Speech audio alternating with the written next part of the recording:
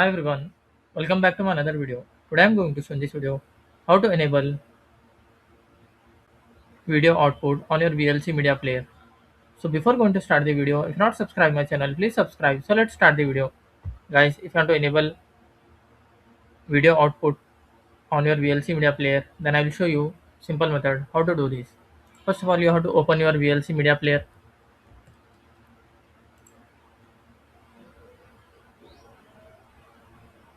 then click on this tools option, click on preferences.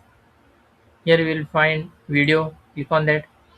Then you have to make sure that you have tick mark this option enable video.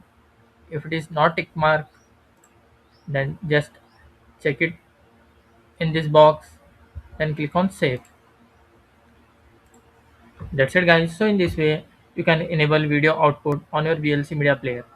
Thanks for watching. Hope if you like this video, please like, share and don't forget to subscribe.